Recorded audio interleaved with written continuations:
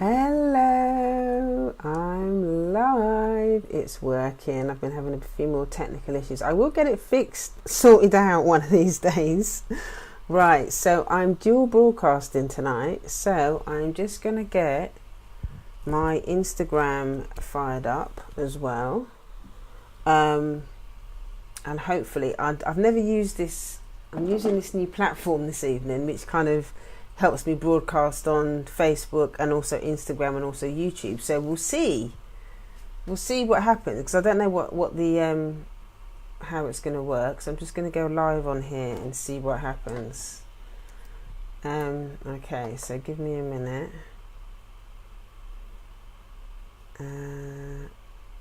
Okay, so it's just telling me that I'm going live, but so am I live? I have no idea if I'm live or not on YouTube and thing, but we will see. So I'm going to crack on, and we'll see towards the end what happens. So, good evening, good afternoon, wherever you are watching me around the world. My name is June Allen from juneallen.net, and I teach black women how to heal from addiction to self-hate with racial sobriety and personal empowerment. Hi, thanks for joining. So today's topic is all about 7 fears. Hey Astrid, hello lovely. 7 fears that are messing with your healing. So it was important for me to talk about this topic today, because the whole thing that I'm going to be doing at the minute for the next few broadcasts, I'm going to be talking about different aspects of stress, racial stress in particular. So I wanted to, think of the different ways and just conversations that I've had with different people around what are the fears, what are the things that manifest as stress. And obviously, fear is a huge topic, a huge emotion that is related to stress. So I wanted to sort of get clear and help you to understand and explore, what your fears are around your healing and all of that kind of stuff. So that's today's topic. So before I get into it, I am going to do some housekeeping. So housekeeping number one is that on the 16th of February, which is 2 weeks time, I have my monthly book club, the Sister Circle, and we are studying Bell Hooks, Sisters of the Yam. There you go, that one. The chapter that we're studying is all about actually putting an end to stress. So I'm really excited about that, because I know that a lot of people suffer with it. I know that I've experienced stress. I have days where I'm really stressed out about this stuff, and other days when I'm not. So actually, as I'm teaching this stuff, I'm learning quite a lot about, just getting clear about my own rituals and stuff around making sure that I stay clear and not stressed out and stuff like that. So that is happening on the 16th of February. So if you live in London, come down. It's not just an ordinary book club. We don't just study the chapter of the text. We also look at the promises of sacred self-love. We also look at the tools for empowerment, and we also look at the characteristics of black self-hate. So you're going to learn a lot about yourself in this session. I didn't just want it to be a situation where we come together, we read the chapter, and everybody kind of goes home. I wanted it to be a space where we stay connected in between the sessions. So after the book club, you also get emailed a PDF with journal prompts, what I call heart work questions. So you'll have an opportunity to do that. There's a private Facebook group as well where we kind of continue the conversation. So if you're not able to actually get to the book club live, there is an opportunity to actually purchase the heart work questions, the journal prompts after. There's also 2 audios as well that go with it. There's an audio that talks you through the questions, and a second audio where I walk you through any questions that come up during the live. Normally when we do the live sessions, there's always questions that come up from the people that attend that we don't always have enough time to kind of go through the questions. So also to go through the answers to their questions. Hi, how are? Lovely to see you. So what I like to do is to take those questions away with me, and then I answer those questions in a lot more depth. So so if you're not able to attend the session on the 16th live, then you have an opportunity to get hold of the heartwork questions. So if you go to the link in the bio, it's heal.juneallen.net. There'll be another, I can't remember, I think it's the first or second button down. Just click on that and it will take you to the Sister Circle page, and all the information is in there. So that's housekeeping number one. Housekeeping number two is that, with this whole thing around racial stress and everything, I was thinking about maybe doing a masterclass on racial stress, just to kind of dig in a little bit deeper. There's some stuff that I was reading today that was really fascinating about black fear. The chapter in Dr. Wilson's book where she talks about black fear and stuff like that, and I just thought, wow, this is it's quite in depth, but I think it's too in depth to kind of go into on a live stream. So I'm thinking about doing it as a masterclass, as a separate masterclass, in addition to what we're going to do in the book club. So if you're interested in that, if enough people that are interested, hi Lacey, thanks for joining.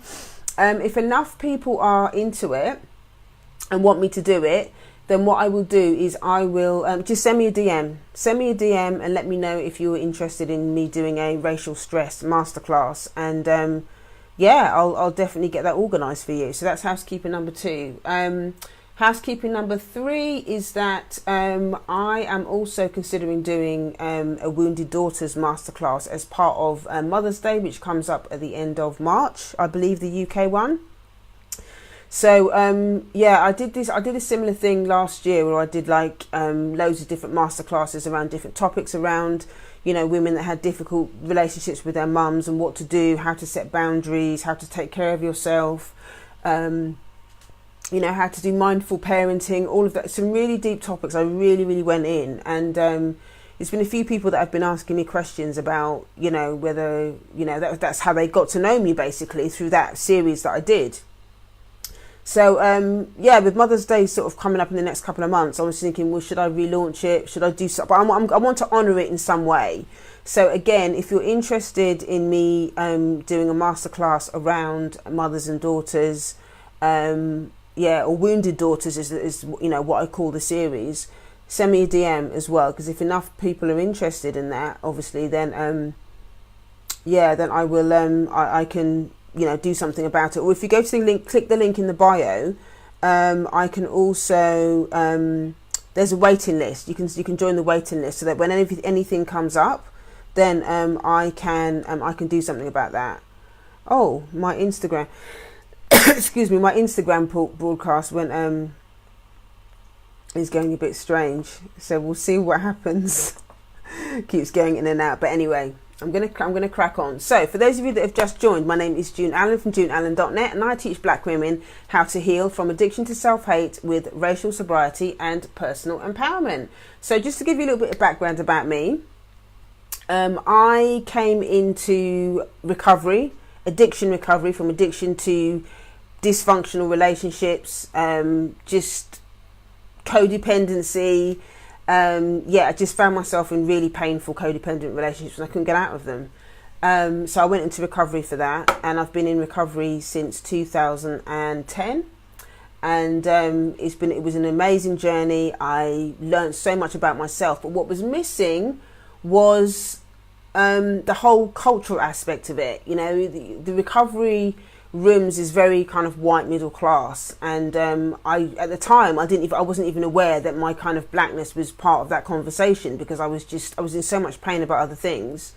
I wasn't able to make that connection. But after being in recovery for quite a while, and finishing off the steps and all the rest of it, then I realized, oh my God, the reason why I'm behaving this way, or why I'm addicted to these difficult relationships, is because there's a lot of black pain in my family that wasn't dealt with. And I realised that, my self-hate, my own addiction to self-hate, or my inability to have healthy relationships, was linked to how I felt about myself as a black person, how, the internalised racism, or the pain that, my ancestors experienced on the slave plantations in Jamaica.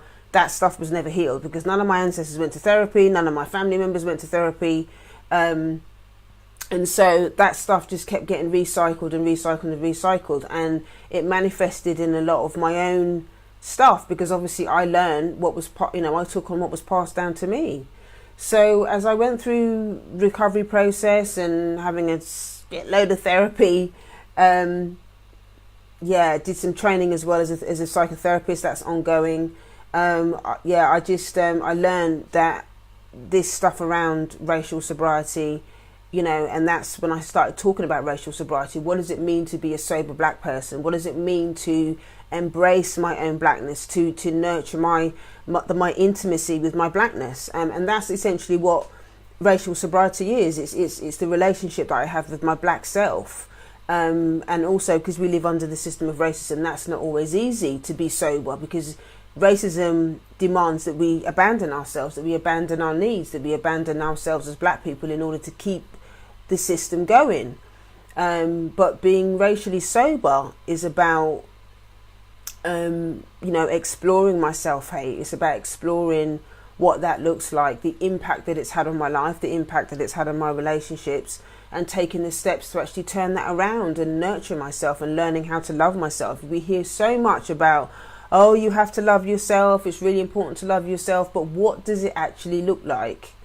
What does it actually mean in practical terms? And that is what I teach. That is what I teach. I teach you how to not only understand the history of racial trauma, but I also teach you how to practice revolutionary self-love, and to do it with compassion, with empathy, and with kindness. That's what I do. So that's kind of in a nutshell a little bit about my backstory. In terms of when you can find me, I'm kind of playing around with the times and stuff at the moment when I come on. But Tuesdays and Wednesdays are going to be a set day for me to come on and share. And I'm looking at doing one other day as well, to be able to come on and teach and all of that kind of stuff. So thank you for choosing to come and hang out with me, and I look forward to getting to know you better. Some of you on here I know already. For those of you that are watching on the replay, hello. I know that there are a lot of you that that watch me on the replay as well, because you don't want to come on live, and that's cool. So I'm really excited. I'm really excited that you're here. I'm really excited that what I'm going to share with you this evening. So so just before I get into the content, I have 3 requests. Okay, the first one is, if there's anything that you don't understand about what I'm talking about, if I'm not making any sense, drop it in the comments and let me know. And obviously I can answer what you not clear about.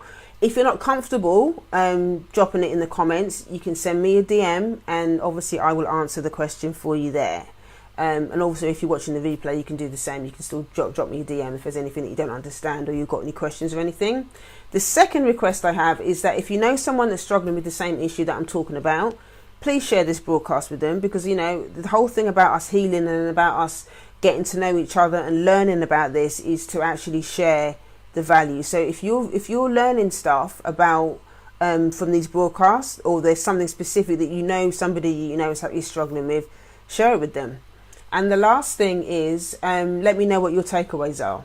If there's stuff that I put in here that really resonates with you, drop it in the comments. This is a two-way thing. One of the things that I love about doing live broadcasts is the fact that I can interact with you directly, and it's a dialogue. We can have a conversation. It's about me learning from you, you learning from me. It's a two-way thing. I can't learn about I can't serve you in the best way possible unless I know what your needs are, unless I know what you want. So share with me the stuff that you're going through as I share this stuff on here. So that's it. Those are the 3 requests. So now it's time to get into the content. So grab your pens, grab your paper, grab your journals, whatever it is you use to take these empowerment notes. Because I'm about to start sharing the content. So today's topic is all about 7 fears that are messing with your healing. So the first one is, fear of the truth. Fear of the truth. It's very, very difficult to face the truth when something that is painful, especially us as black people, we don't want to look at the truth because it's painful. It's painful for a lot of us, and a lot of us have been carrying the denial for such a long time that we actually, a lot of us don't even know what the truth looks like. We don't know what the truth feels like. We don't know what the truth sounds like, because we're so used to living inside a system that requires us to lie in order to survive it. We're so used to living inside a system that needs us, that requires us to lie to ourselves about the truth, or stay in denial about the truth, because that's how we survived it, you know. And we're so used to hiding it. We're so used to, we've become comfortable with it, because it, you know, we don't want to look at it. We don't want to look at it. It's hard to look at it. And so the easiest thing is just to pretend that it's not there. You know, we fear the truth. We fear, you know, what the responsibility of it. Because what happens is, when you start to tell the truth, you can't take it back. You can't take the truth back when you start telling the truth. And then what comes with that truth is, okay, well, what am I going to do about it? What does this actually mean for me now? Now that I've spoken the truth, what is actually going to happen? And that fear of the truth is quite often, or fear of taking responsibility with what that truth actually means, often means that a lot of us stay silent, because we don't want to deal with the consequences of what knowing the truth means. So it feels easier to stay in denial about it, because then we don't have to do anything about it. Then we don't have to take responsibility for ourselves. We don't have to take responsibility for our pain. We don't have to take responsibility for how we treat others if we're in denial about it, you know. But the important thing to remember around the truth is that when we don't tell the truth, the pain just increases, because pain is actually a messenger of the truth. Our pain is there to tell us when something is not working. Our pain is there to tell us when our boundaries are being crossed. Our pain is there to tell us when things are not right, you know, emotionally, physically, spiritually. And a lot of us maybe don't understand what that pain is, but unless you actually start to tell the truth, you're not going to be able to understand what that truth is. You're not going to understand what the pain is about. In order to understand the pain, you have to tell the truth. The healing process requires us to be truth tellers, and we talk a lot about that. The book that we're doing in the book club, some of the previous chapters we talked about covered the importance of becoming a truth teller as part of the healing process. And that doesn't mean to say that you just spend your time kind of vomiting your truth over people, because that's not safe. That's not a safe way to do it. But when we talk about truth telling, it means to do it in a space, do it from a place of discernment, and to tell the truth in a space where you know you're going to be heard. Because a lot of times, another reason why we don't want to tell the truth is because we're scared that maybe the person that's hearing us is going to shame us for telling the truth, or that person is going to silence us, or that person is going to punish us in some way, you know. So we don't want to tell the truth because we're scared of being punished. So it is important, when we do tell the truth, that we find a safe place to do that. And that is one of the reasons why I set the book club up, because I wanted it to be not just a space to actually study the text, but a space for the ladies to actually come and speak their truth, to own their truth, and to share it with other ladies that are doing the same thing. And then that's how trust is built. Trust gets built when we witness others telling the truth, and without judgment and without shame. And that's where the healing happens, when we start to reveal that stuff. You know, when we really start to reveal that stuff. And also, if we don't tell the truth, what is your life going to be like? Are we going to be living a life of regret? You know, is it going to be a life of regret if we don't tell the truth? These questions are really important for us to answer, because, you know, sometimes, you know, if we don't tell the truth, you know, the pain is just going to increase. And sometimes, you know, for many of us, we need the rock bottom. We need the rock bottom, you know, before we can actually start telling the truth. We're forced into a situation where we have to tell the truth. So Howard says, how do you combat self-inflicted shame?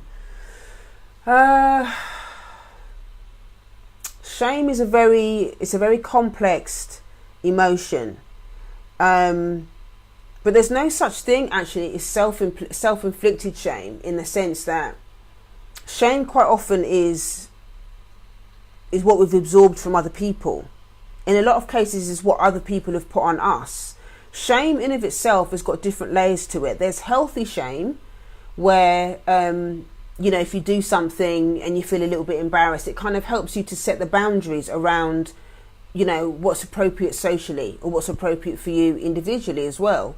So healthy shame is when you do something and, you know, your people that care about you might say, oh no, maybe that's not really appropriate. If it's done in a loving way, that feeling that you get is going to remind you that actually it's not appropriate to do that, to behave that way. Does that make sense? Now, when something becomes more toxic, when shame becomes a lot more toxic, we're talking about something where you just feel like a mistake. You just feel like you're defective and that everything about you is wrong. And that's why, one of the reasons why black people have so much shame, we carry a lot of shame because that's how racism operates. Racism controls us by making us feel defective about our melanin. We sent messages every day that melanin is defective, that melanin is violent, that melanin is hypersexed, that melanin is, you know, we're somehow less than human because we've got melanin. We've got more melanin than white people. So we feel a lot of, or we carry a lot of shame. And sometimes that shame is external through white supremacy, or we can shame ourselves, like you were saying, Howard. So the shame, you know, maybe your self-talk is negative, where you kind of shaming yourself. And how you overcome that is by speaking it out.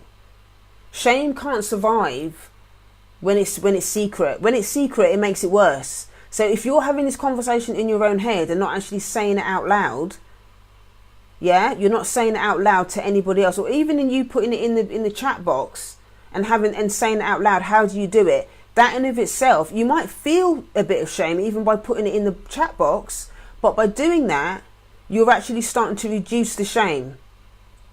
Yeah, you're starting to reduce the shame. So Lacey's saying, when people are uncomfortable with your truth, how do you manage that? Okay, so what happens is you start to build up your internal boundaries. The more you start to talk your truth, yeah, from an intellectual perspective, my answer to that, the quick answer is that you're not responsible for how other people feel. You can't be held responsible for how other people feel. So if you're in your truth and somebody else feels upset about it, you can't control how they feel about it. But I understand at the same time that when that person reacts a certain way, that you're going to feel, oh no, maybe I shouldn't have said that. And that's what I call afterburn.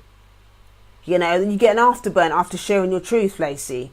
But what happens is the more you speak your truth and the more you keep doing this work and you start feeling more confident about yourself, you don't feel as impacted by how other people respond to you because you've got more confidence. You know? So it looks like Astrid is saying, my understanding is that shame arises originally within our early relationships with others, the world, and from these experiences then we learn to shame ourselves. That is 100% true, Astrid. That is 100% what it's about. Hi Noriko, thanks for joining. Yeah, that is 100% true, Astrid. It starts from young, and that's why, you know, those of us that have got difficult relationships with our parents, with siblings, you know, especially with our mums, because our mums are kind of like, you know, the core caregivers when we're really, really young. That's where we learn our early attachment. So if we've got challenging relationships with our mums, or we didn't attach to our mothers properly when we were young, that's when the shame seeds really, really young. But the attachment conversation is a whole nother conversation. That's another broadcast.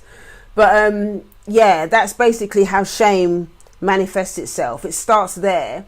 But if you think about it, if you have a challenging relationship with your mum, or, you know, whichever parent, and you didn't attach, then on top of that, you've got the world, racism, white supremacy, telling you that because you're brown, you're stupid, you're ugly, you know, you're this, you're that, you're violent. So not only do you then feel shame from not being attached to your parents, because what happens is, as a child, and this is all unconscious, by the way, if you weren't able to attach to your parent, you're going to internalize that and feel that you're defective. And it's not something that you consciously feel, it's just something that you just That's just what happens if you don't attach to your parents correctly when you're a child. So if you've got that situation going on already, and then the world is also telling you that your black skin is defective, then it's gonna feed a lot more shame.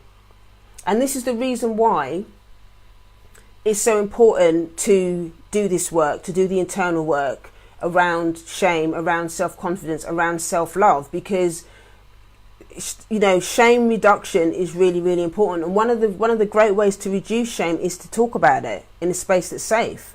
And this is one of the reasons why the book club is so important, because we need to be having those conversations. We need to be having those conversations. I have a great book on shame, actually. But again, maybe I'll do that as a separate broadcast as well, because shame, now that you're talking about shame, it is really important. It is really, really important. And actually, underneath, talking about the seven fears messing with your healing, underneath a lot of fear is shame.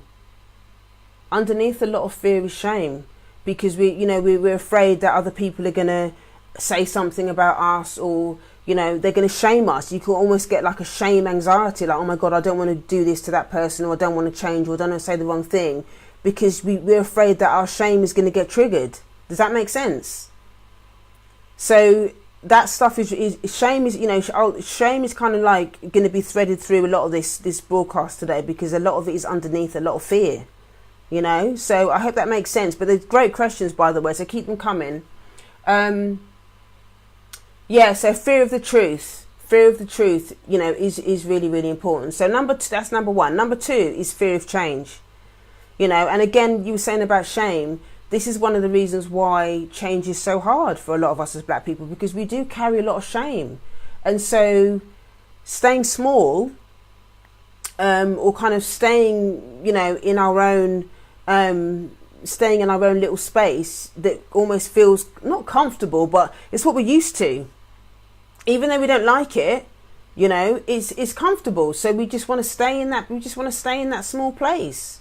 We want to stay in that small place because it feels comfortable, and we think, it's kind of a bit safe. I don't want to make myself too visible, because I don't want people to say anything. And maybe you've got siblings or friends that are going to think, well, who does she think she is now that she's got a little bit of sobriety, or she's got a bit of confidence? Who does she think she is?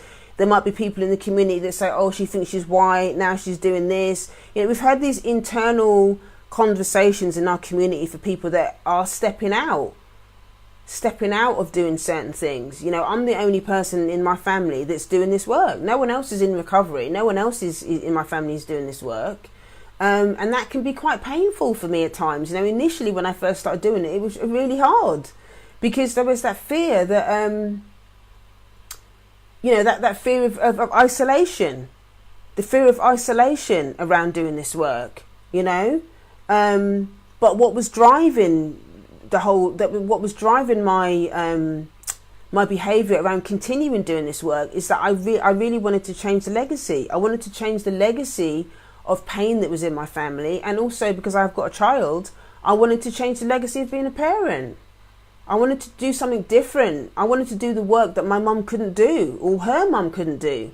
All of the pain that had been passed down from the plantations that got to my seat, that got landed at my feet. I made a decision that the buck stops with me. I didn't want to continue that. I didn't want my child to have that experience. So as you heal, as I heal, as a woman, I'm passing this stuff on to you, to the people that want to learn this stuff, that want to heal from this stuff. I'm passing it on to you. And then as I'm doing that, I'm actually, I'm actually healing my child's children. I've created a legacy now, as an example, where my children are never going to be hit. I've never hit my daughter. And I know this is something that a lot of it, there's always a huge controversy when this conversation is raised in the black community, because there's people that believe that it's all right to do it, and some people that believe that it isn't. And I've always said that this is kind of residue from slave masters, and I don't say this to shame people that have done this, but I say it because it's the truth. It's the truth. And that's what I was talking about when I was talking about the first one, fear of the truth. It's like, once you know something, once you understand something, you can't take it back. And you have to take responsibility for that truth. You have to take responsibility for that truth. So fear of change is something that is messing with your healing, because you're so caught up in what's going to happen, and you have to kind of let go of the outcome. It's letting go of the outcome. You know, in order to deal with change, you have to be willing to let go of the outcome. You have to be willing to take one step at a time, one day at a time with this stuff, because it's not easy. It's not easy doing this work, but you have to give yourself permission to step out in faith. You know, you've got to give yourself permission to step out in faith and continue to build the legacy that you want for your children and for the community. That's the only way that white supremacy is going to be ended. White supremacy didn't get to this point overnight. This is years and centuries, hundreds of years of abuse and violence and work, and it evolves. As white supremacy, as we get older and changes, it evolves into something else. So it can be maintained. And just as white supremacy does that, we have to also evolve in the way that we heal. It's no longer enough to just pick up a book and read about history. It's not enough. It's part of the conversation, but reading about our history in Africa or whatever, that's not enough. It's just part of the jigsaw puzzle. If we're not doing the internal work around therapy or support group or recovery, whatever it is, whatever your healing of choice is, that is doing the internal stuff,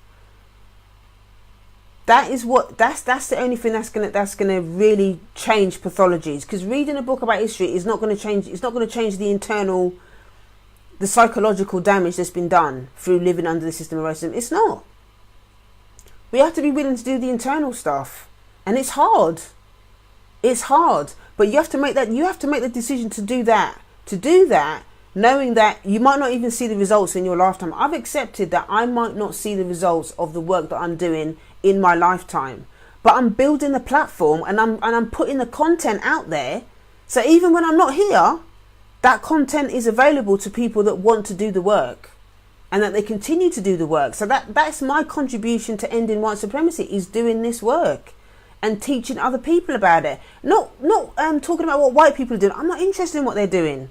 I'm interested on the impact that it's had on our community and what you can do to take care of yourself individually and within your family and within your relationships and how you parent. That's what's important, not what white people are doing. Forget them. They're going to do what they've been doing for the last 500 years, which is trying to destroy us, because that behaviour is savage and psychotic. It's crazy behaviour. And trying to reason with that, with a system that has been hell-bent on destroying black people, non-white people, it's insanity to try and reason with that. It's insanity to try and reason with that. The whole thing around healing is not about trying to get them to change or trying to get them to see us as human, because they ain't done it for the last 500 years, and they're going to continue to behave how they're going to behave. You know? So the point is, it's important for us to do the work. It's important for us to do the work and to be honest about the fear of change and beginning to take the baby steps. So that's number 2.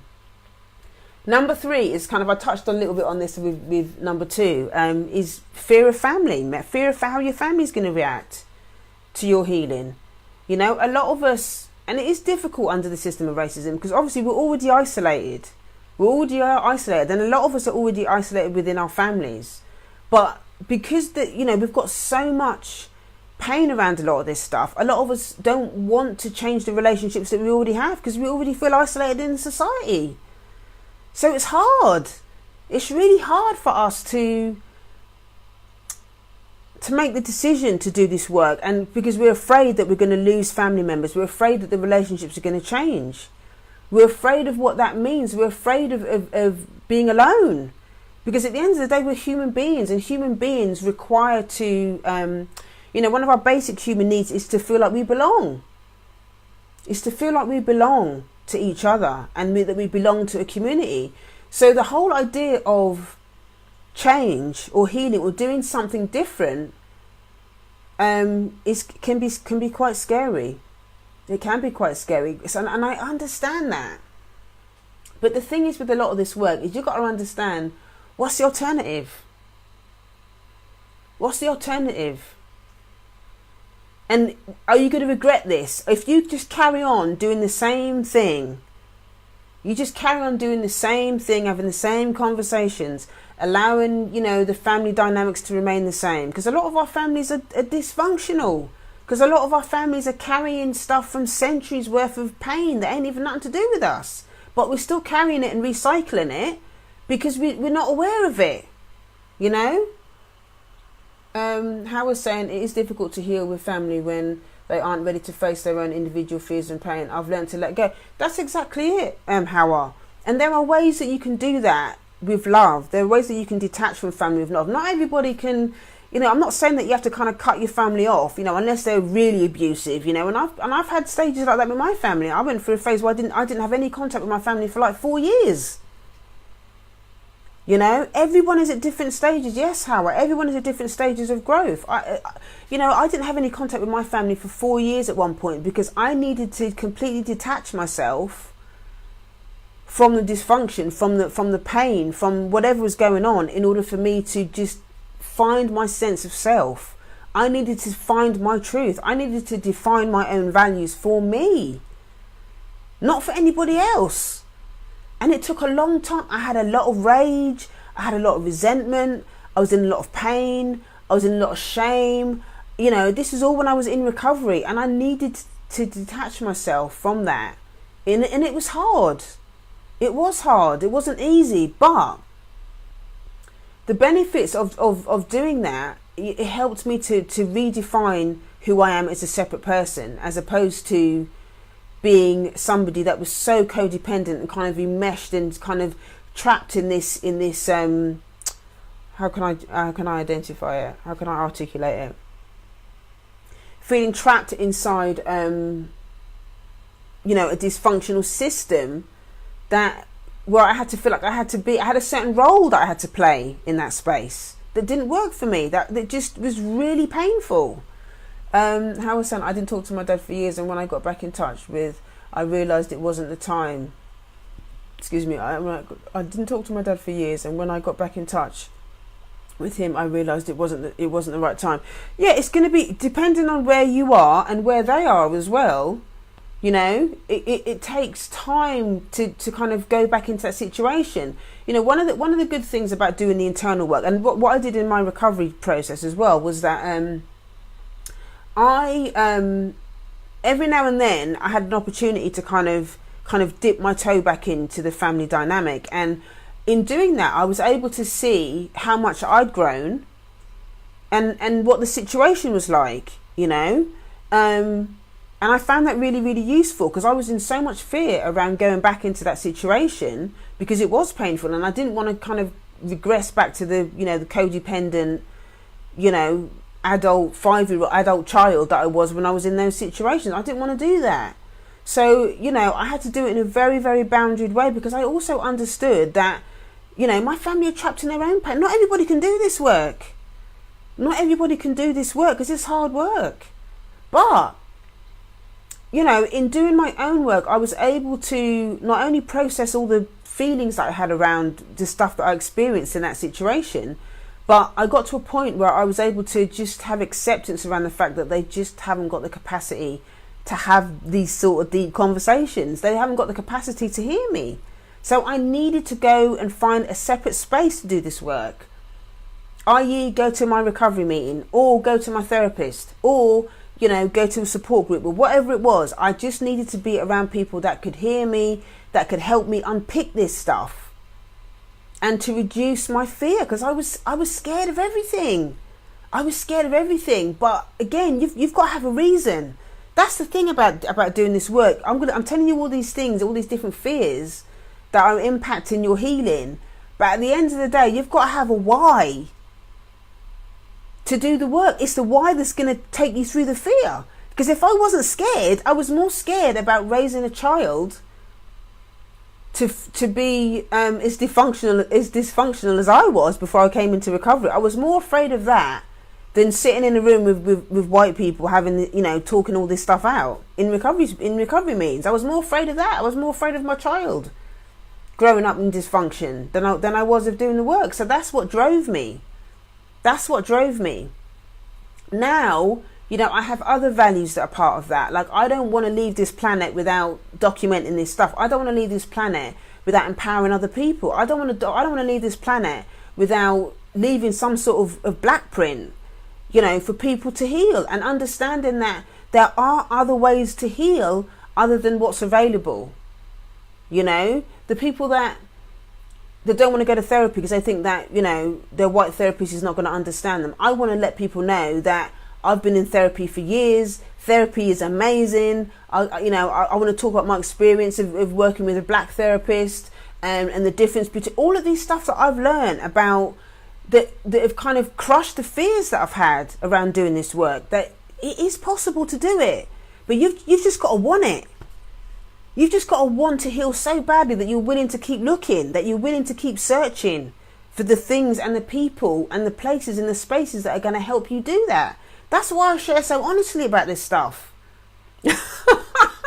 That was intentional, however, the black print, of course. Yeah, I that's why I share so honestly about this stuff, because I want people to understand that there is another way, that you don't have to stay silent, and that change is possible. That yes, you can be afraid of this stuff, but it doesn't have to dominate your whether you choose to take action or not. You don't have to sit in the isolation. You don't have to sit in the fear. You can process the fear. The fear is there to teach you that something is off, but you don't have to sit with it. You can do something about it, and you can empower yourself, nurture yourself, explore what the fear's about. Explore what the fear's about, and use what you learn, the tools that you learn, and the stuff that I share, especially the stuff that I share in the group, in the book club. There's so much stuff that I share in the book club, the tools and stuff that I share. I teach women how to identify what the self-hate is. What does it look? How does it manifest? Self-hate is also fear. Fear of showing up, fear of being visible. What does that look like in practical terms? I teach all that. The ladies hear that every single time they come. You get an ebook with all of the characteristics of self-hate in there. You're going to be getting that if you join this session. It's happening on the 16th of February. We talk about the tools for empowerment.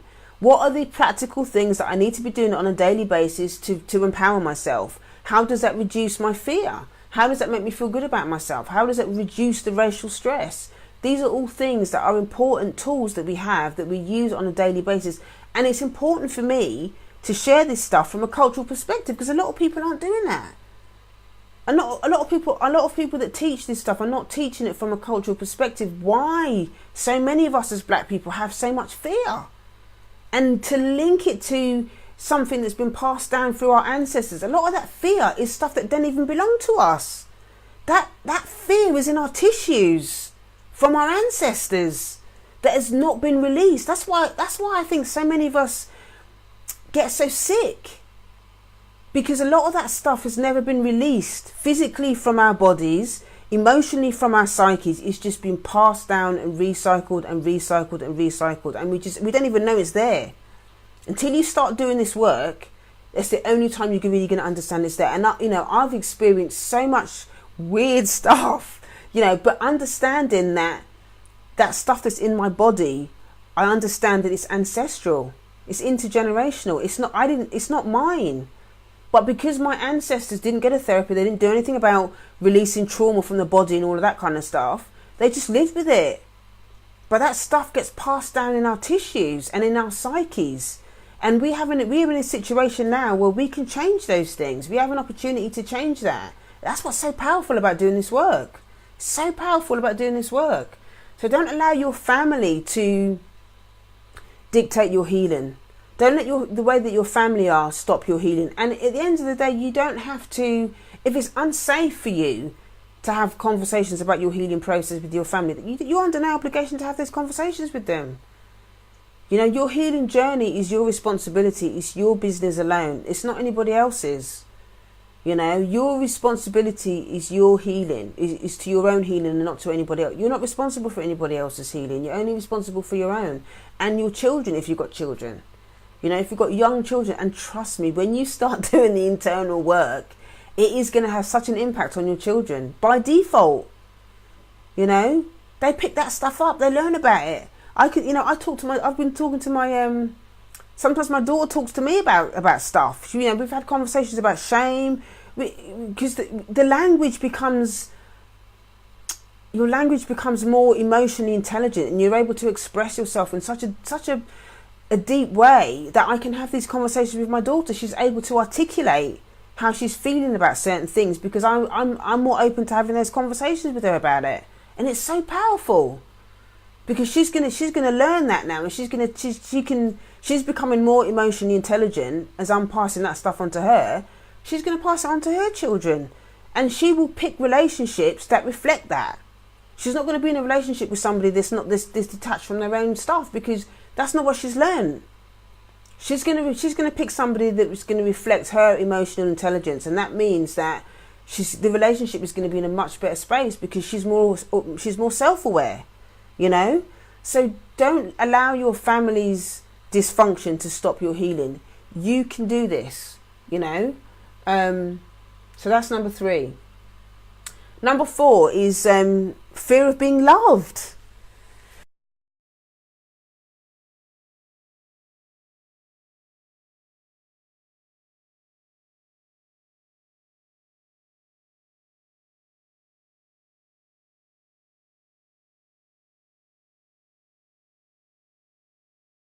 Forms of love within our families. If our families don't understand how to love us, if our families and our parents were not able to love us for whatever reason, because of their own trauma or whatever, we're going to be used to getting crumbs. We're going to be used to getting crumbs of deprivation. And so when that becomes normal to us, it's hard for us to receive love from other people. It's hard for us to accept love from people especially the people that look like us, because we're not used to it. We're not used to it. And these are really difficult conversations to have. And this is something that, I had to really, really work hard at. I had to really, really work hard. And sometimes I still have the odd days where I find it hard. Is to accept love from people that look like me, because my trauma, my upset when I was young was hurt from other people that look like me. So it's hard for me to accept love from other people that look like me, and in the healing process, if the trauma is in the same space, you know. It was a couple of weeks ago. I did a podcast about it, because one of the ladies in the group, she was asking, how do you heal with other black women when you were bullied by them? You know, how do you heal with other black women when you were bullied by them? And so it's important to have that conversation, because that is so common. I hear so many black women talk about that. You know, if you want to hear the podcast, actually, if you go to, oh gosh, where's that podcast now? If you go to, if you just go to the website, juneallen.net, the blog, I think it's maybe, I'm just trying to think how many blog posts down it is. You'll have to scroll down. Or you know what? I'll put a link to it in the comments afterwards, so you can listen to it. But yeah, I had a lot of feedback about that podcast, because it's so many black women, white supremacy that kept coming up. What keeps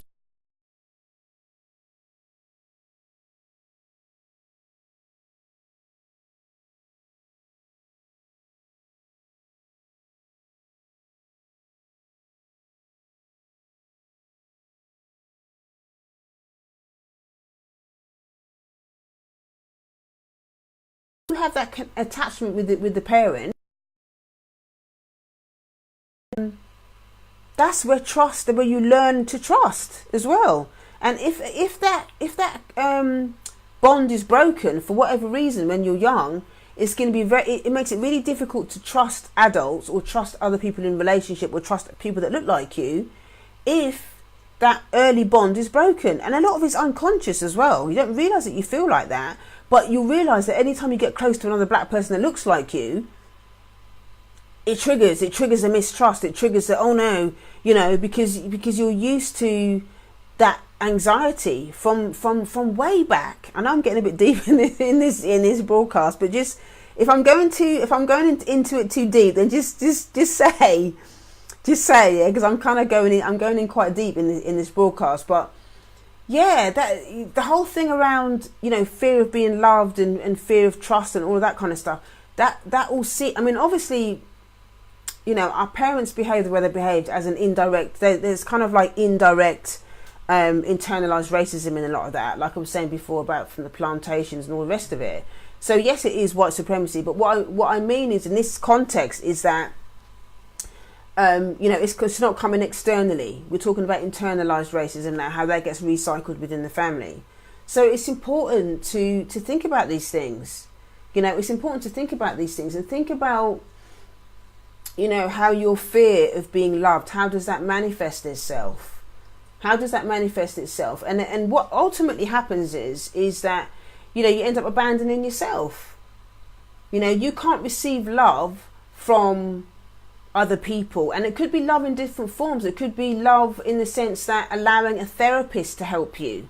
That's receiving love. That's receiving self-love from a therapist that's going to help you to unpick this stuff. Attending a group, if you're in recovery, showing up at a recovery meeting, and allowing the people in the group to hear you, allowing yourself to be heard, allowing yourself to be seen, allowing yourself to speak your truth.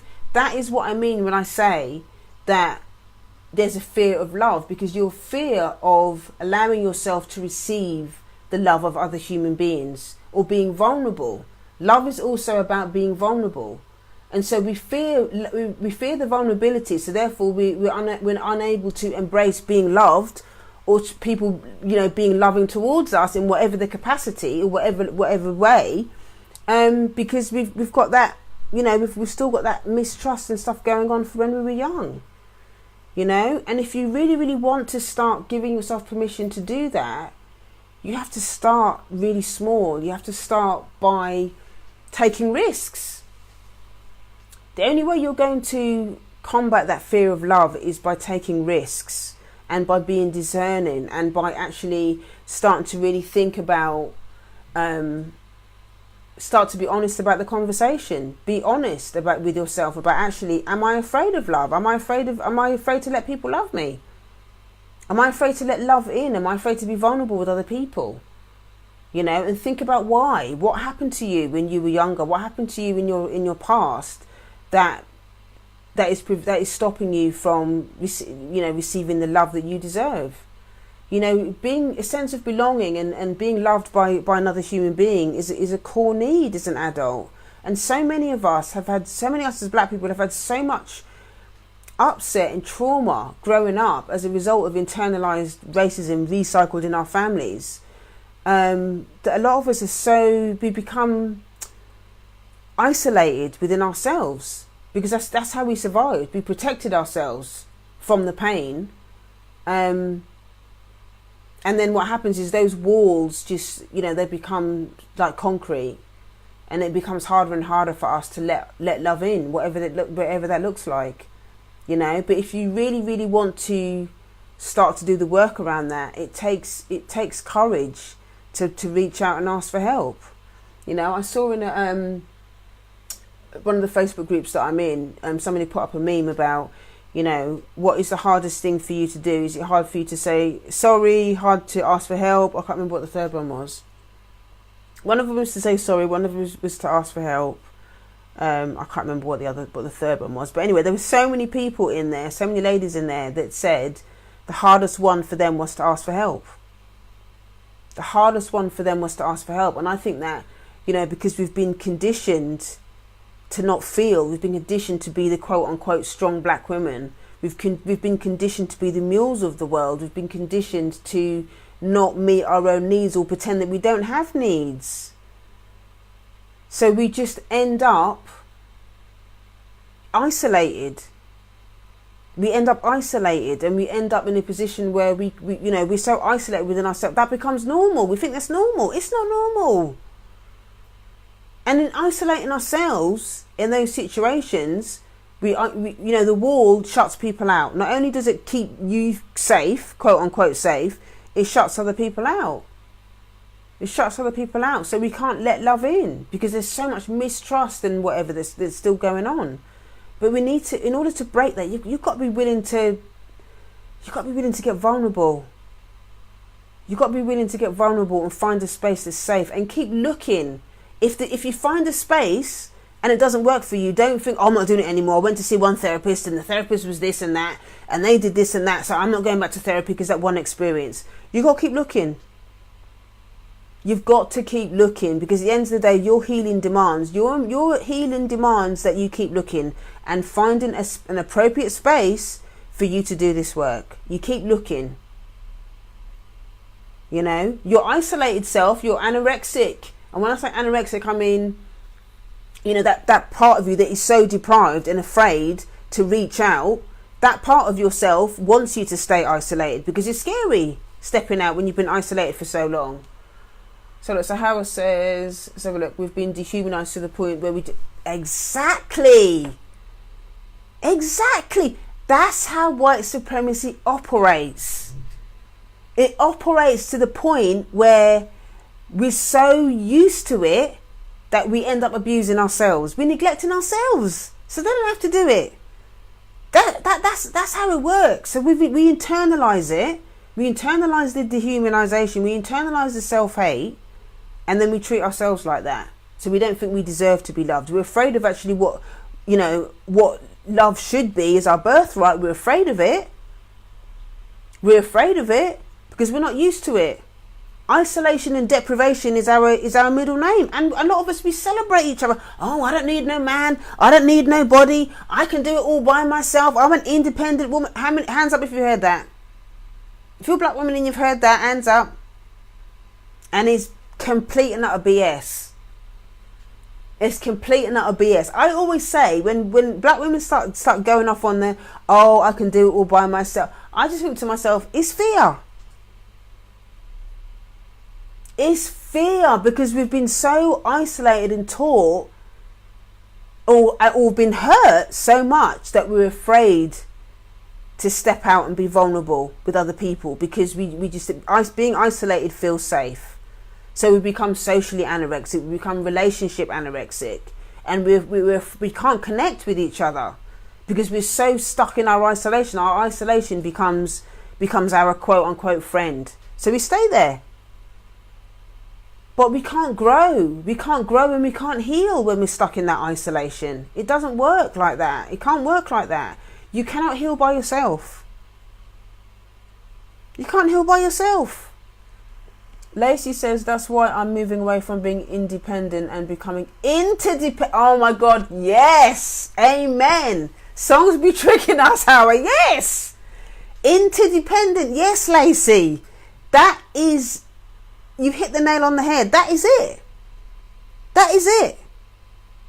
You know, independence is BS. That's not our natural human self.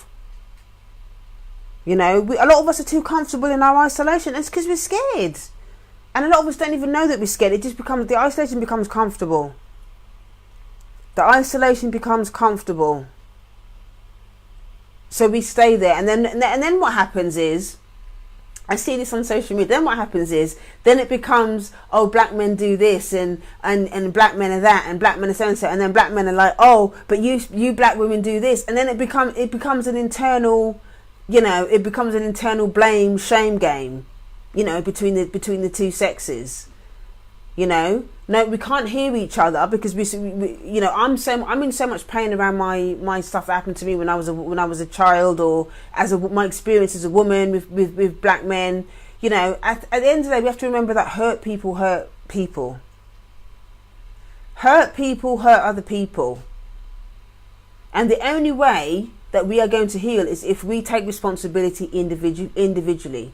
We cannot heal collectively. Yeah, we cannot heal collectively until we do the work individually. That's how it works. We only heal collectively when we do the work individually. Stop talking about, oh, why can't black people come together? Why is there no black unity? Are you doing the work? Are you doing the individual work though? Yeah? Are you doing the individual work? Stop talking about why the community is not doing this. What are you doing personally around your healing work? You know? That's how it's got to work. That's how it's got to work. And that's what that's about. That he versus she conversation. Yes, Hawa. Instead of he versus she, it's got to be, what am I doing? What am I doing? Stop judging what you think black men are or are not doing, or what you think this sister is or is not doing. What are you doing? Because healing can only happen when you're doing the work yourself. The only reason why I'm able to come on in and have these conversations is because I've done the work. I stopped blaming other people.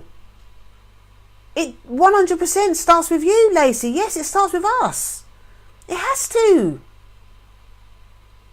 And I think we get trapped. We get tricked into thinking, well, if so-and-so does that, if so-and-so stops that behaviour, then I'll be all right. I'll feel safe if so-and-so stops that behaviour. If my partner stops that behaviour, I'll feel safe. If my mum stops that behaviour, or if she does this or does that, if my mum apologises to me, then I'll feel safe. Sometimes people they ain't got it in them to do that. A lot of times, a lot of these people, oh, I want white people to stop doing this, that and the other, and then black people feel safe. White people ain't going to stop. White people are not going to stop. Public service announcement. White supremacy is not going to stop.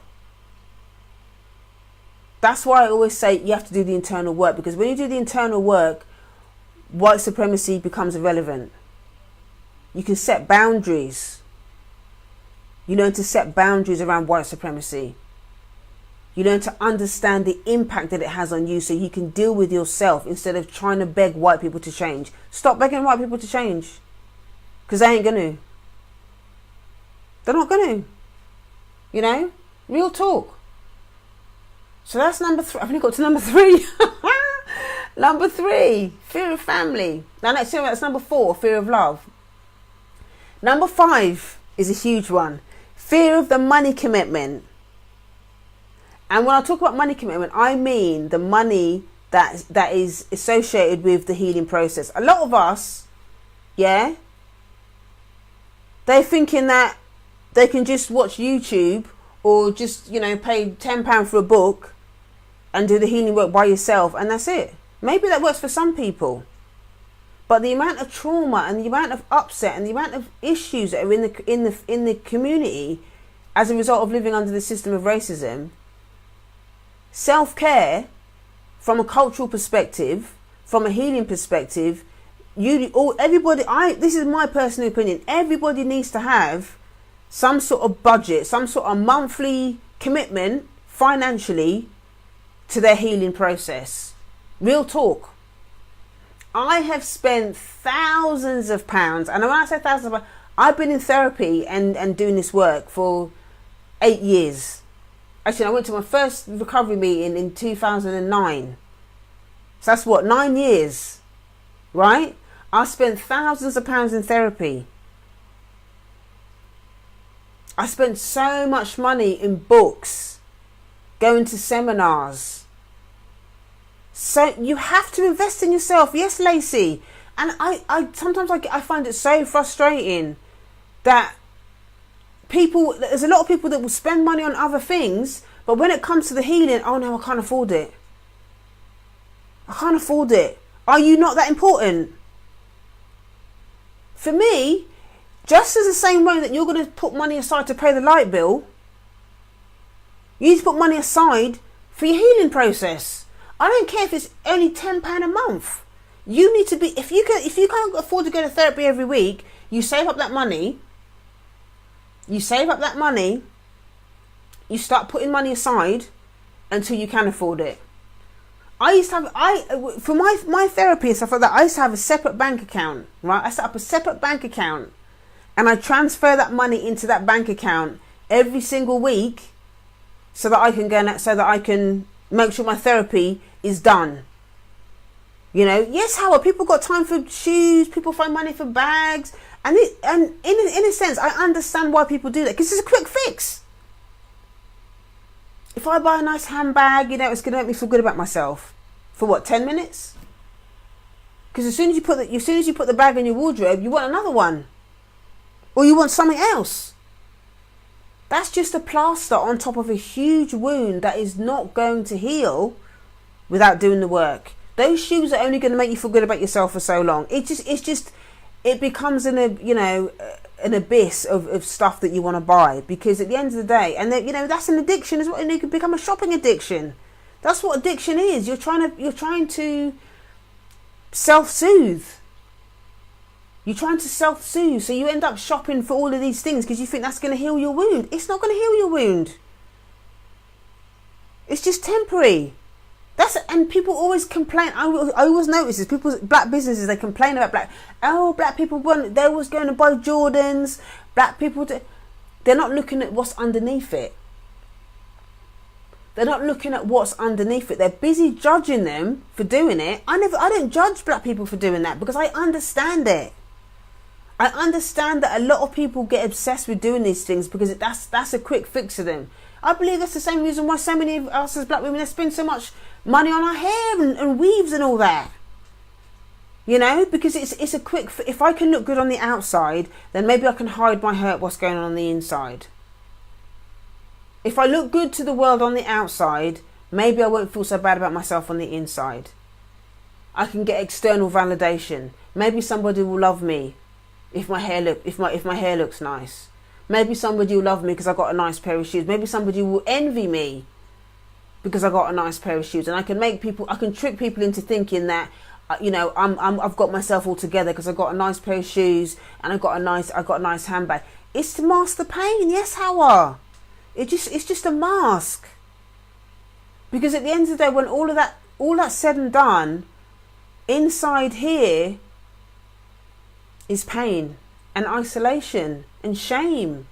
And I don't care how expensive your shoes are, that stuff is not gonna heal your pain and your shame. It's not going to. Or your fear. It's not gonna stop you being scared. It's not going to. You know? So it's important that, you know, invest in yourself, whatever that looks like. Even if you decide that, you know, you don't want to come to the workshop and you don't have to do it with me. But find somebody that works for you. Find a therapist that's going to work for you. Find a mentor that's going to work for you. Find a space that's going to work for you. You know? Let's have a look. So Hal was saying, I used to be a shopping addict and now I'm selling it all. Yeah. And the thing is as well, it doesn't help, does it? It doesn't really work because you're always looking for the next thing. You're always looking for the next thing to buy that's gonna mask your pain. It doesn't work. It doesn't work. That's what addiction is about, and that's the one for the next month's topic is actually all about addiction. So I'm really excited about going into that in a lot more detail. So you got to make the financial commitment. Start putting money aside, and start, you know, really committing to it. Just like you would your council tax or your light bill or your electric bill. You would not pay your electric bill, and you're more important than the electric bill. You're more important than the electric bill, than your council tax. You know, your children if you've got children, your children need you to do this work. You know, so find a way. If you can find a way, there's always, if you're willing to do it, yeah. If you're committed to do it, to this process, you will find a way to do it. You will find a way to do it. When I first started having therapy, you know, I was a single parent. You know, I don't know I didn't even know where the money was going to come from. To be honest with you, I didn't know where the money was going to come from. But I made the appointment and I made the commitment and I just kept showing up. And the more I realised how valuable it was and how much I got more confidence and how I was able to be a better parent and I was able to manage my feelings a lot more, the more I did that stuff, the more I committed to finding the money. And I never missed one session because of the money, because I made sure that money was there. I had to cut back on other things because I needed to make sure that I was at that session. You know, I needed to make sure that I was at that session. So I made sure I found the money. You got to make the commitment. You know, you've got to make the commitment. And if you know, you are really, really skint for whatever reason, then you must make the time. Make the time to do the work. If all you can afford at the minute is £10 and a book, to buy a book, get that book, sit down, do the exercises in the book, share what you're learning from the book with people that can hear you. Come and listen to these broadcasts. I've got a whole heap of broadcasts that you can watch. Do the work. Do the work. You know, if that's all you can afford. But in the meantime, put your money aside. Put your money aside. You know, this is one of the reasons why I've created different levels for the workshop, because then it gives people an opportunity to come into this experience, at the level that they can afford, because maybe not everybody can afford it, you know. So if people look like, you know, a kind of struggling a bit with their money, they can just buy the journal questions, the journal prompts, and the audios. Okay, that's not going to cost them very much. So my Instagram's gone. My Instagram's gone off, so I'm just going to click it again. Okay. Yes. So if people can't afford it, then they can have the whatchamacallit. They can have the journal prompts and the audio. The heart work is what I call it. They just have the heart work. If people can come to the live session, great. That's the mid section. Come to the session. Come and sit with other sisters. Come and hang out. Come and chat. You get the heart work as well anyway. So you get both. You get the live experience, plus you get the heart work, plus you get the audios.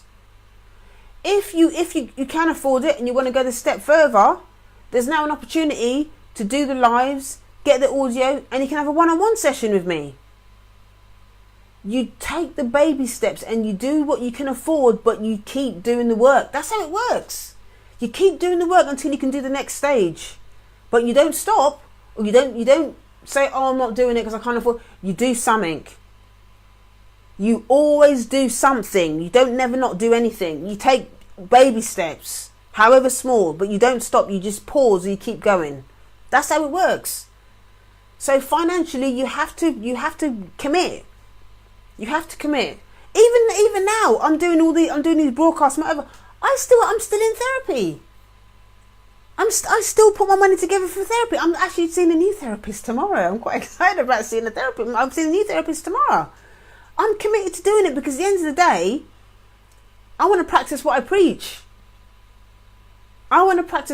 And for me to continue on this journey, I still need to do this work.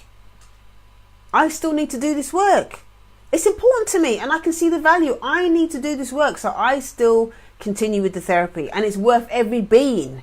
And I make sure I find the money. And that money goes into that bank account because it needs to be done. Real talk. So that is number 5. Fear of the commitment around money. Number 6 is fear of white folks. Now this one is such a huge topic. And I was reading, anybody that knows Dr. Wilson, hands up if you know Dr. Wilson's work, Dr. Frances Cress Wilson. Just drop an emoji in the comments if you know her work. Let's have a look. So Howard was saying, I'm so grateful for your broadcast. I reflect a lot on what's discussed and it helps me progress with connecting with myself. Thank you for sharing that, Howard. You know, and I just right back at you. Like, I love having you in the space. And, you know, I love having you in the workshop. I think, you know, you're I've got so much respect for your willingness to do this work. You know, it's amazing, you know, and I do this for ladies like you that want to do this work.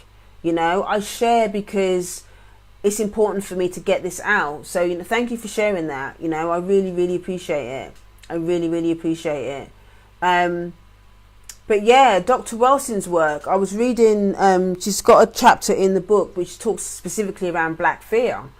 And yeah, it was really interesting. She was talking a lot about how, you know, a lot of us as black people have unconsciously got stuff going on around, you know, fear of being harmed by white supremacy because it is so savage.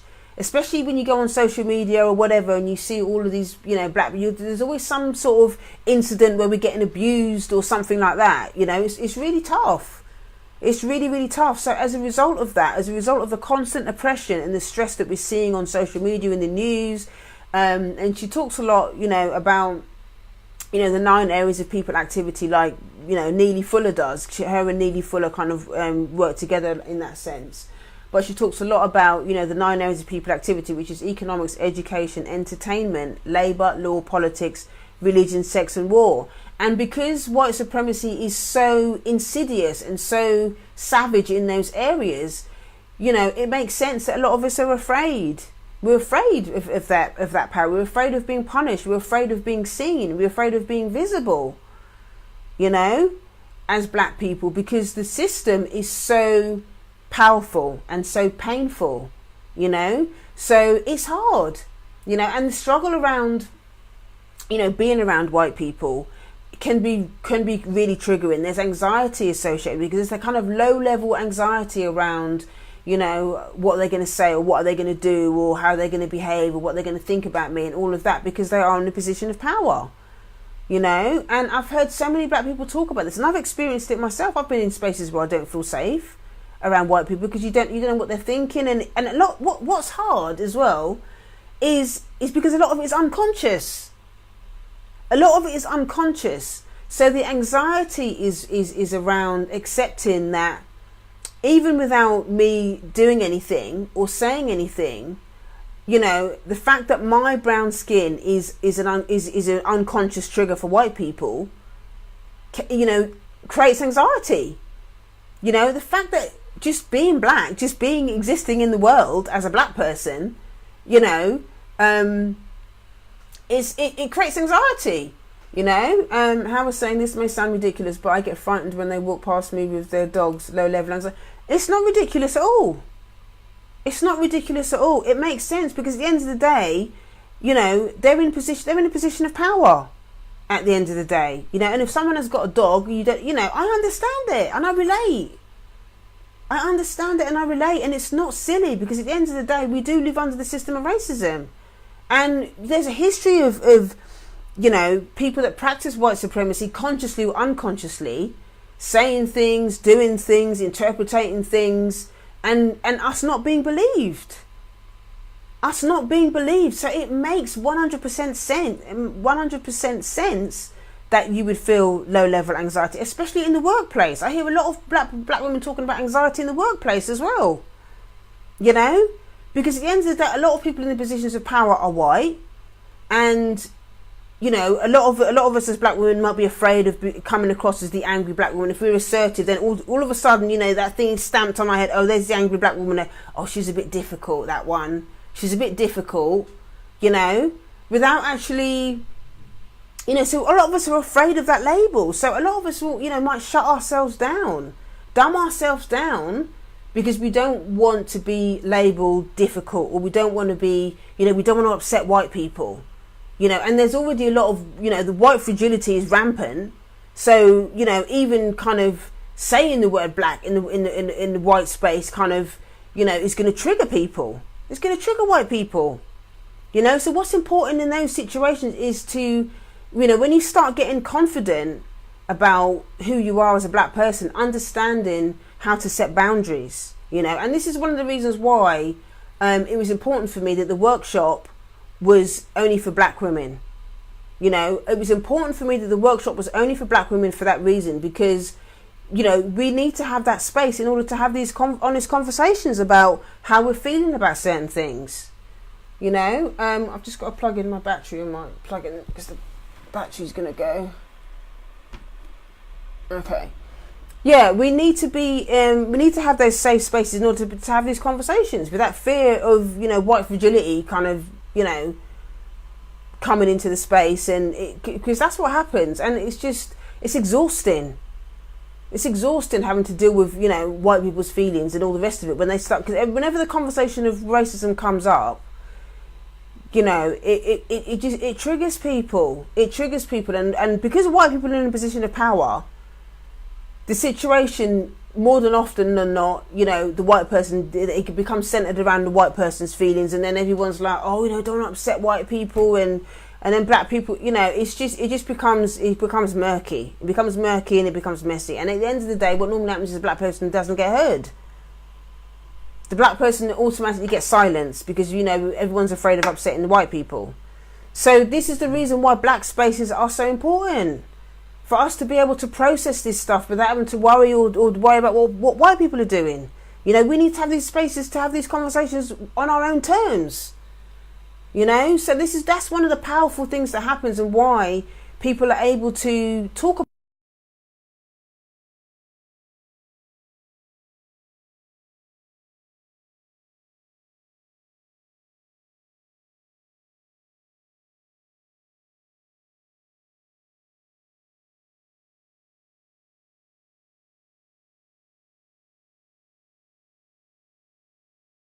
boundaries.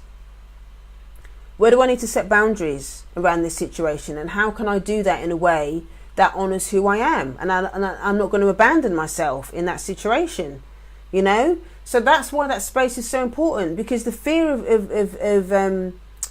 you know, white people it's honest, you know, it's honest. So how we're saying, how bloody entitled, therefore sensitive, even though they're in positions of power. Exactly, but that's the truth though, and again. That's how white supremacy operates. That's how white supremacy operates. The goal is to silence the person being oppressed. That's what the goal is.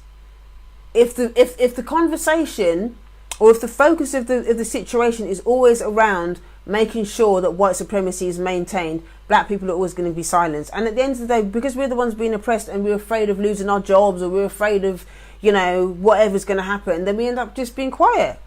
Because we don't want to lose our jobs, or we don't want to, you know, we don't want to upset that person, you know. Let's have a look. So Astrid's saying, even when walking with white male friends at night, I can feel unsafe due to the attention we get, and I tend to take all the responsibility for these types of things. Yeah, it makes sense. It makes sense, and you know, as black women, a lot of us really do feel unsafe. You know, a lot of us do feel unsafe. I have days sometimes where I feel really unsafe around white men. You know, sometimes I feel unsafe around black men, but I feel unsafe around white men as well, particularly because at the end of the day, they're the ones that are in the position of power. And it's not a conscious thing where I'm kind of like, oh, I'm really scared of that. It's not like that.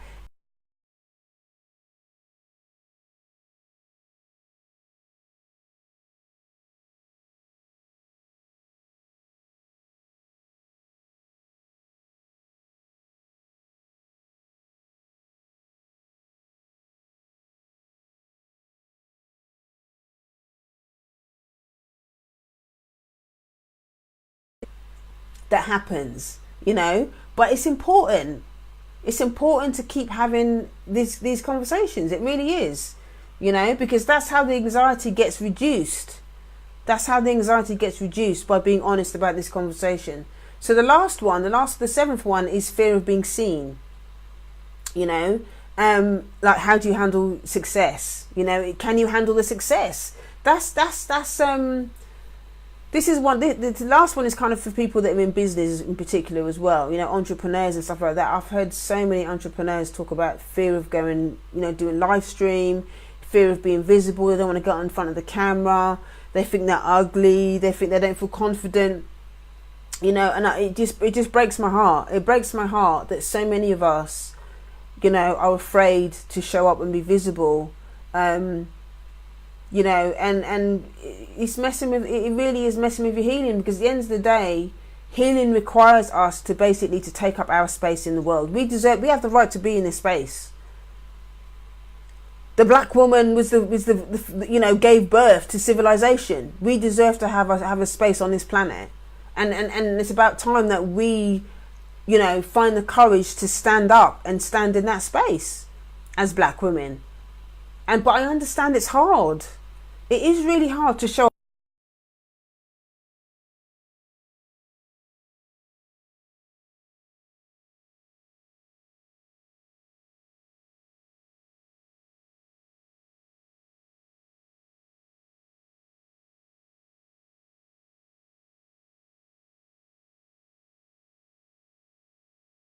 by yourself. The ladies that are on the broadcast that understand, that, that have been to the work, been to the book club, and kind of, you've been in this space, you understand how powerful that is.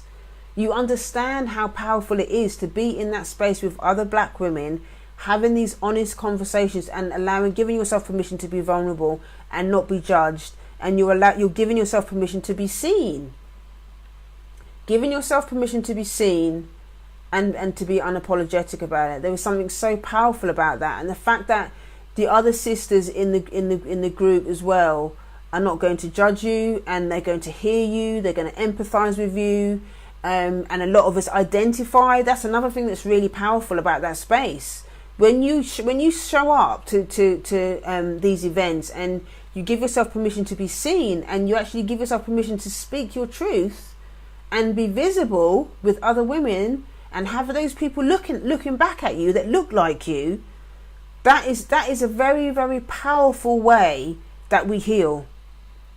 Because what our families are not able to do, in terms of seeing us and hearing us and understanding our pain, those needs get met in that space, in that workshop space, in that book club space, where we have those conversations. It kind of gives you that empathy and that compassion that maybe, our family members are not able to give us. That's why that space is so important. That's why that space has become so sacred, because people are beginning to understand the importance of having that space. And that's another reason why I wanted to keep the space to only 10 women, because I don't want the intimacy to get lost in that space. It's important to keep it to 10 women. So if you're interested in and you're looking for a space to come and to start doing this work, if you click the link in the description, heal.juneallen.net, in the link, there's a link in there that will take you over to the Sister Circle page, and then you can get your ticket from there. So that's the 7th thing.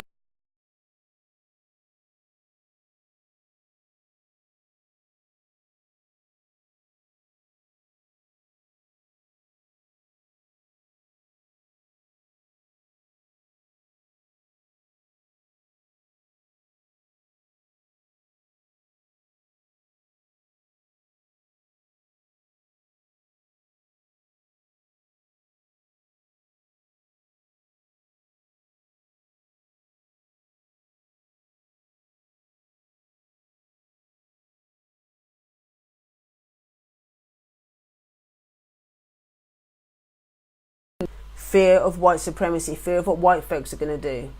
And number 7, there's a fear of being seen. If you know somebody who, needs this broadcast, that needs to hear this message, that is terrified of doing this healing work and wants a place to start, please forward this broadcast to them and let them know. If you've got any questions about anything that I have spoken about today, you can drop them in the comments. Or if you don't feel comfortable to do that, then obviously send me a DM, and we can, I can answer that question from there. Let me know what your takeaways are. Drop in the comments below what your takeaways are. I'd love to hear them. What have you learned from today's? What are you going to be taking away? How is this going to help your healing process? I'd love to hear your